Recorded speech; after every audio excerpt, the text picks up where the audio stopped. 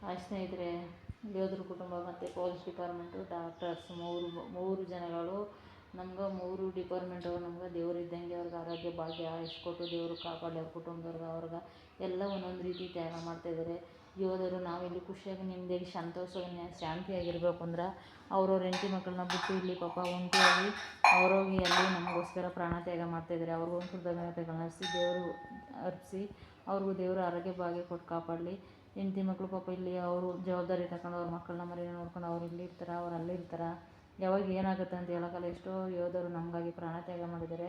ಸತ್ತೋಗಿರೋರ ಆತ್ಮಕ್ಕೆ ಶಾಂತಿ ಸಿಕ್ಕಿ ಇರೋರ್ಗೆ ಆರೋಗ್ಯ ಭಾಗ್ಯ ಕೊಟ್ಟು ಅವ್ರಿಗೆ ಶಕ್ತಿ ಕೊಟ್ಟು 100 ಜನ ಕಿಡಿಗಳು ಬಂದರೂ ಅವ್ರು ಹೊಡೆಯೋಷ್ಟು ಶಕ್ತಿ ಕೊಡಲಿ ನಮ್ಮ ಯೋಧರ ಕುಟುಂಬಕ್ಕೆ, ಯೋಧರ್ಗೆ ದೇವರು ಚಾಮುಂಡೇಶ್ವರಿ ಆಯುಷ್ಯ ಆರೋಗ್ಯ ಕೊಟ್ಟು ಭಾಗ್ಯ ಕೊಟ್ಟು ಕಾಪಾಡಲಿ.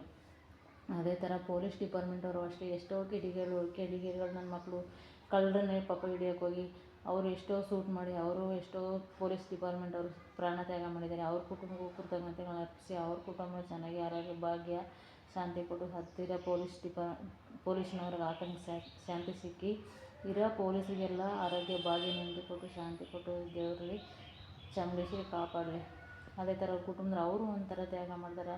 ಗಂಡ ಎಲ್ಲೋ ಡ್ಯೂಟಿ ಮಾಡ್ಕೊಂಡು ಎಲ್ಲಾರು ಅವರು ಮಕ್ಕಳ ಜವಾಬ್ದಾರಿ ತಗೊಂಡು ಅವರು ಒಂಟಿಯಾಗಿ ಅವರು ಜೀವನ ಮಾಡ್ತಾಯಿದ್ದಾರೆ. ಪಾಪ ಅವ್ರಿಗೂ ಅವ್ರ ಕುಟುಂಬದವ್ರಿಗೂ ಆರೋಗ್ಯ ಭಾಗ್ಯ ಕೊಡಲಿ ದೇವರು.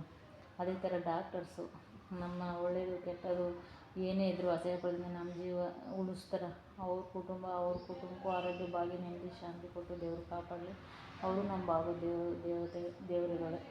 ಈ 3 ಡಿಪಾರ್ಟ್ಮೆಂಟವರು ಮುಖ್ಯ ಜಾಸ್ತಿ ನಮ್ಗೆ. 3 ಡಿಪಾರ್ಟ್ಮೆಂಟಲ್ಲಿಲ್ಲ ಅನ್ನೋ ಜೀವನದಿಂದ ಖುಷಿಯಾಗಿರೋಕ್ಕಾಗಲ್ಲ. ಎಲ್ಲಕ್ಕಿಂತ ಮುಖ್ಯ ಯೋಧರು ಅಲ್ಲಿ ನಮ್ಮ ಪ್ರಾಣ ತ್ಯಾಗ ಮಾಡಿ ನಮಗಾಗಿ